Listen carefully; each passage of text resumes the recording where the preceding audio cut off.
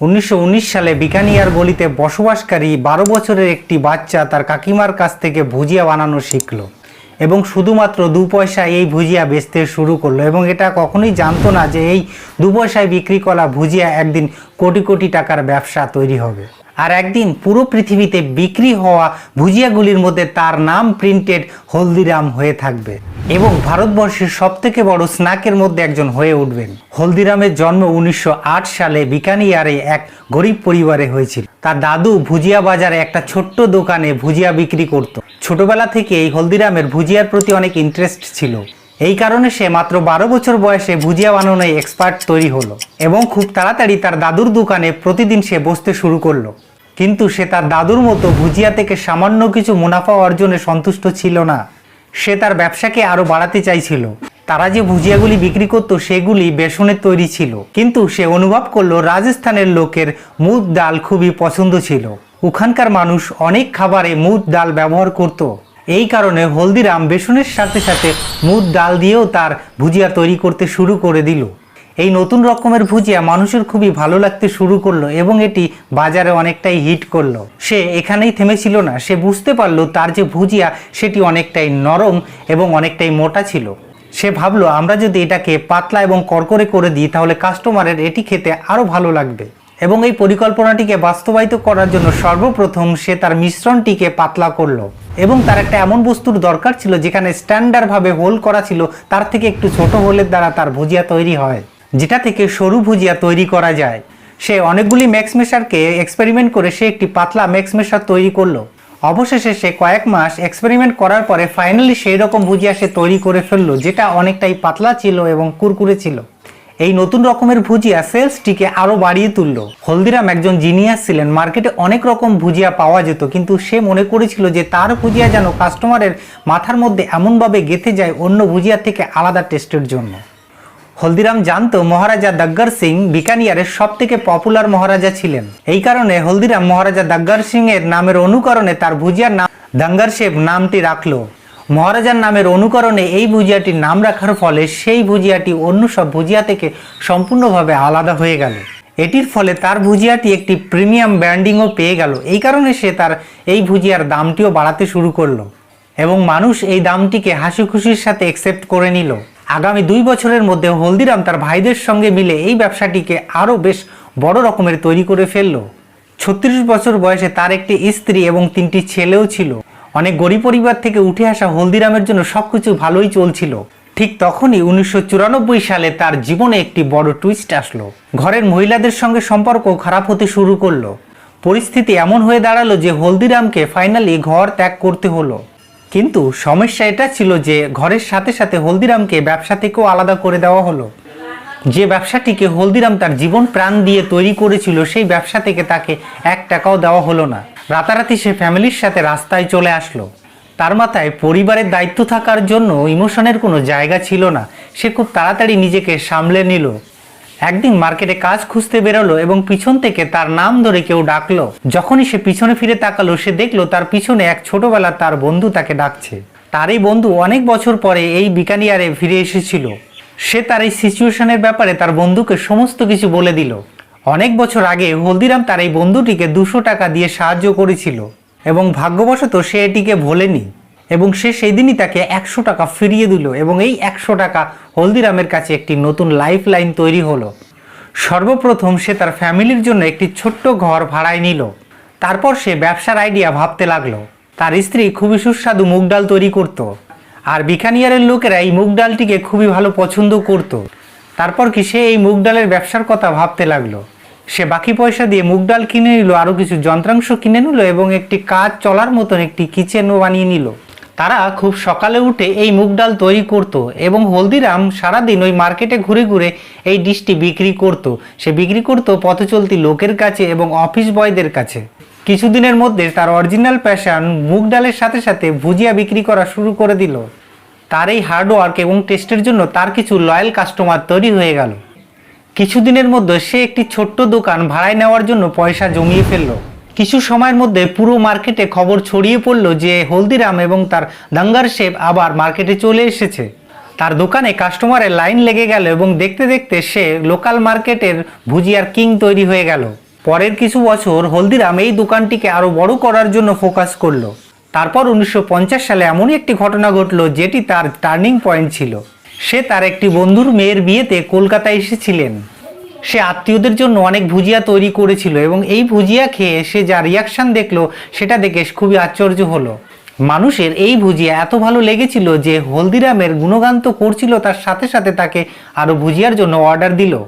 তখন হলদিরাম বুঝতে পেরেছিল যে কলকাতায় তার এই ব্যবসা করার একটা বড় সুযোগ, কারণ কলকাতায় এমন কোনো বড় কম্পিটিশন ছিল না যে ভুজিয়া বিক্রি করে। 1955 সালে তার ছোট ছেলে রামেশ্বর লাল এবং সবথেকে বড় নাতি শিবকিষাণকে কলকাতায় বিজনেস সেটআপের জন্য পাঠালো। এখানেও তার শুরু একটা ছোট্ট ঘর, শুধুমাত্র 8 স্কোয়ার ফিট ঘর দিয়েই তৈরি হলো। শুরুর দিকে খুবই স্লো ছিল, কিন্তু ধীরে ধীরে মানুষের এটি পছন্দ হতে লাগলো এবং বিক্রিও বেড়ে গেল, বিজনেসটাও বাড়তে শুরু করলো। এবং দেখতে দেখতে সে প্রতিদিন 150 থেকে 200 কিলো ভুজিয়া বিক্রি করতে শুরু করলো। তিনি আমাদের বাঙালিদের অ্যাট্রাক্ট করার জন্য আমাদের টেস্ট অনুযায়ী বেঙ্গলি মিক্সচার নামে একটি নামকিন খাবার লঞ্চ করলো, যেটা খুবই সাকসেসফুল হলো। পরবর্তী 12 বছরে তার দোকান 8 স্কোয়ার ফিট থেকে 25 স্কোয়ার ফিট হয়ে গেল এবং প্রতি বছর তার ব্যবসা ডবল হতে শুরু করলো। কলকাতা শহর অনেক বড় থাকার কারণে বিকানিয়ারের থেকেও তার ব্যবসা এখানে খুবই ভালো চলতে শুরু করলো এবং এইভাবেই তৈরি হলো হলদিরামের সেই দোকান, যেটির নামে এখনো কিন্তু বাস স্টপেজ রয়েছে, যেটি আমরা কলকাতা এয়ারপোর্ট 1 নম্বর থেকে কৈখালি হয়ে চিনার পার্কের দিকে যাওয়ার রাস্তায় পড়ে। এবং তার ব্র্যান্ড কিন্তু সমস্ত কলকাতা, সমস্ত ইন্ডিয়াতেও চলছে, এমনকি ইন্ডিয়ার বাইরেও চলছে। তো এইভাবেই তৈরি হয়েছিল আমাদের কলকাতাতে এই হলদিরাম, যেটির এখন মালিক আছে প্রভুজি আগরওয়াল। সতীদাস ফ্যামিলি থেকে আলাদা হয়ে সে নিজের ব্যবসা তৈরি করলো, আর তখন রামেশ্বর লাল এই কলকাতার ব্যবসা সামলাচ্ছিলেন। এটা দেখে হলদিরাম তার ব্যবসা থেকে সেমি রিটায়ারমেন্ট নিয়ে নিল। সে কোনো দিন ব্যবসাটাকে লক্ষ্য করার জন্য একটু সুপারভাইজার করে আসতো। ব্যবসাটা খুবই ভালো চলছিল, কিন্তু এরপরে যেটা হতে চলেছিল সেটা হলদিরামের পক্ষে সুন্দর অধ্যায় নিয়ে এসেছিল। হলদিরামের বড় নাতি শিবকিষাণ, যে কলকাতায় তার কাকার সঙ্গে ব্যবসা সামলাচ্ছিল, সে 1968 সালে নাগপুরে হলদিরামের ব্রাঞ্চ খোলার কথা ভাবলো। নাগপুর এসে দেখলো সেখানের মানুষ মিষ্টি জাতীয় খাবার পছন্দ করে, যার মধ্যে রয়েছে গুজরাটি পেড়া, লাড্ডু। এটি দেখে শিবকিষাণ নাগপুর ব্রাঞ্চে ভুজিয়ার সাথে সাথে তার কাজু কাতলিও বিক্রি করতে শুরু করলো, যেটি ছিল তার ফেভারিট। প্রথমে কাস্টমার এটিকে কিনতে চাইতো না, কিন্তু শিবকিষাণ এটিকে ফ্রিতে অফার করলো এবং যে এটিকে টেস্ট করলো সে পছন্দের তালিকায় এই খাবারটিকে নিয়ে নিল এবং ডিমান্ড খুব বাড়তে লাগলো। এটি দেখে সে মালাই লাড্ডু, রসগোল্লা এবং রসমালাই অফার করতে শুরু করলো। আর এখান থেকেই শুরু হয় হলদিরামের মিষ্টির দুনিয়াতে পা রাখা। 1971 সালের মধ্যে হলদিরামের নাগপুরে 2টি আউটলেট খোলা হয়ে গেল, কিন্তু শিবকিষাণ এখানেই থেমে থাকতে চায়নি। শিবকিষাণ কীর্তি নামে একটি রেস্টুরেন্টে গেল, যেখানে গিয়ে তার চোখ খুলে গেল। ওই রেস্টুরেন্টে শুধু ডোসা এবং লস্যি অফার করা হতো এবং সেখানে সর্বদা কাস্টমারের ভিড় লেগে থাকতো। এটি থেকে তার মাথায় বুদ্ধি আসলো যে হলদিরামকে দোকান থেকে রেস্টুরেন্টে পরিবর্তন করবে। সে মার্কেটে রিসার্চ করলো এবং রিসার্চ করে বুঝতে পারলো মহারাষ্ট্রের মানুষের সবথেকে পছন্দের জিনিস হলো ইডলি এবং ডোসা, যেটা সাউথ ইন্ডিয়ান ডিশ। কিন্তু সে বিকানিয়ারের পপুলার কচুরি এবং সিঙ্গাড়া সে অফার করতে চাইছিল, কিন্তু এর জন্য কাস্টমারকে তার রেস্টুরেন্টে নিয়ে আসতে হবে। এই কারণে সে প্রথমে শুরু করলো সেই সব ডিশ দিয়ে যেগুলি খুবই পপুলার তার চলছিল, যেমন ডোসা এবং ইডলি। শিবকিষাণ 30 সিটের একটি রেস্টুরেন্ট খুললো এবং খুব তাড়াতাড়ি তার রেস্টুরেন্ট সর্বদাই পরিপূর্ণ থাকতো এবং এটি দেখে তার সিটিং ক্যাপাসিটি ডবল করে দিল এবং মেনুতে সিঙ্গাড়া এবং কচুরি অ্যাড করে দিল। যে কাস্টমার তার রেস্টুরেন্টে ইডলি এবং ডোসা খেতে আসতো তাদেরকে শিবকিষাণ কচুরি এবং সিঙ্গাড়া অফার করত। যে ঘটনাটি তার ওই মিষ্টির সঙ্গে হয়েছিল, এখানেও ঠিক সেই রকম ঘটনা ঘটেছিল। একবার যে কাস্টমার তার এই সিঙ্গাড়া এবং কচুরি খেয়ে নেয়, সে তার দোকানের রেগুলার কাস্টমার হয়ে যায় এবং কিছু বছরের মধ্যে নাগপুরে হলদিরাম অনেকগুলি আউটলেট খুলে ফেললো এবং এটির মাধ্যমে সে ভারতবর্ষের মধ্যে ভুজিয়ার সাথে সাথে রেস্টুরেন্টেও বড় রকমের জায়গা করে নিল। 1975 সালে কলকাতা ব্রাঞ্চের রামেশ্বর লাল সে ফ্যামিলি থেকে আলাদা হয়ে নিজেই ব্যবসা শুরু করলো এবং একটা এগ্রিমেন্ট করলো সে কলকাতার বাইরে ব্যবসা করবে না এবং মূলচাঁদ এবং তার ছেলে কলকাতার মধ্যে এন্ট্রি নেবে না। নাগপুরে হলদিরামের ব্যবসা খুবই রমরমিয়ে চলছিল, কিন্তু শিবকিষাণের মাথায় এর থেকেও বড় কিছু প্ল্যান ছিল।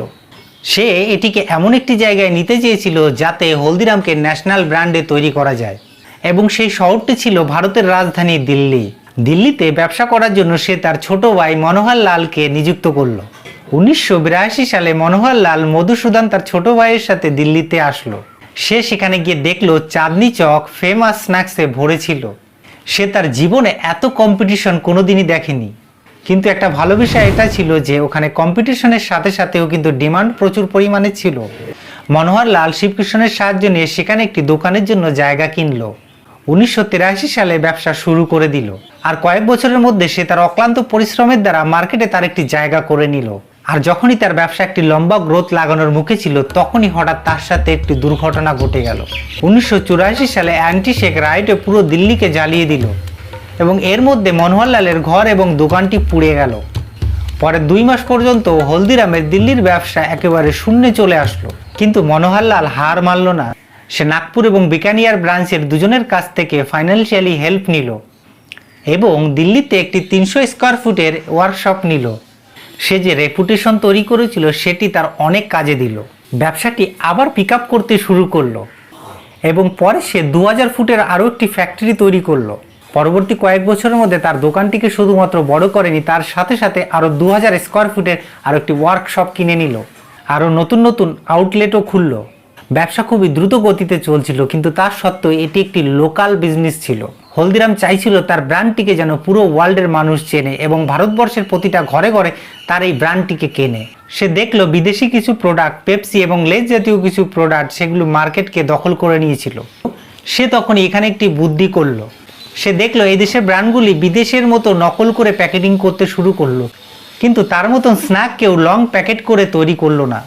এটি দেখে সে সর্বপ্রথম তার ভুজিয়া এবং আলু ভুজিয়া জাতীয় খাবারগুলিকে লং প্যাকেটে নাইট্রোজেন প্যাকেট করা শুরু করলো, যাতে সেটিকে কিছু দিন থেকে কিছু মাস পর্যন্ত ব্যবহার করা যায়।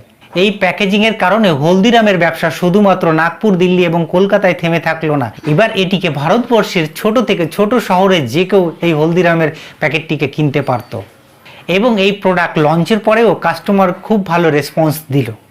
এবং এই দেখে হলদিরাম প্যাকেটে সোন পাপড়ি, রসগোল্লা, ম্যাঙ্গো পিকেল এই ধরনের প্রোডাক্টগুলিকেও প্যাকেজিং করতে শুরু করলো এবং দেখতে দেখতে হলদিরাম 400 থেকেও বেশি প্যাকেট ফুড আইটেম বিক্রি করতে শুরু করলো। সমস্ত ধরনের কাস্টমারকে একত্রিত করার জন্য সে আলাদা আলাদা প্যাকেট তৈরি করতে শুরু করলো। যেমন এদের ভুজিয়ার প্যাকেটগুলি 5 টাকাতেও পাওয়া যেত এবং 200 টাকাতেও পাওয়া যেত। সে জানতো প্যাকেট দেখে কিন্তু মানুষ খাবার কেনে, তাই সে প্যাকেটিংটাকে আরও কালার্স গ্রেডিং করে সুন্দর করে তুললো এবং তার ফলে কিন্তু প্যাকেটিংয়ের বিক্রিগুলো আরও বেড়ে গেল। এবং ফাইনালি সে তার ব্যবসাকে ভারতবর্ষের কোনায় কোনায় নিয়ে যাওয়ার জন্য 100-এরও বেশি ডিলারের সঙ্গে যোগাযোগ করলো এবং রিটেলারের সঙ্গে যোগাযোগ করলো। এবং এই পরিকল্পনার দ্বারা প্রায় ভারতবর্ষের প্রতিটি ঘরে ঘরে হলদিরামের প্রোডাক্ট কিনে থাকে। এছাড়া ইউকে, সিঙ্গাপুর এবং ইউনাইটেডের মতো প্রায় 80টি দেশে হলদিরামের ব্যবসা কিন্তু চলছে, যেখানে খুবই পপুলার ব্র্যান্ড হিসাবে হলদিরাম প্রতিষ্ঠিত করে নিয়েছে তার জায়গা। প্রায় 100 বছর আগে হলদিরামের শুরু হয়েছিল মাত্র 2 পয়সায় বিক্রি থেকে, আর আজ ওই হলদিরাম প্রায় 9000 কোটি টাকার উপরেও ব্যবসা করেছে। হলদিরামের এই কাহিনীটি থেকে আমরা শিখতে পাই যে কাস্টমারের চাহিদা মতন আমরা সেই প্রোডাক্টকে কিন্তু ডেলিভারি করে আমাদের বিজনেসকে আরও উন্নত করতে পারি এবং নিজের চেষ্টার দ্বারা পরিশ্রমের মাধ্যমে আমরা যে কোনো কিছুকে জয় করতে পারি। তো বন্ধুরা, এই ভিডিওটা যদি ভালো লাগে তো ভিডিওটিকে অবশ্যই একটা লাইক করে দেবে এবং আমার চ্যানেলে যদি নতুন হয়ে থাকেন তো চ্যানেলটিকে সাবস্ক্রাইব করে নেবেন। ততক্ষণ দেখা হচ্ছে নতুন কোনো ভিডিওয়ে। ভালো থাকবেন।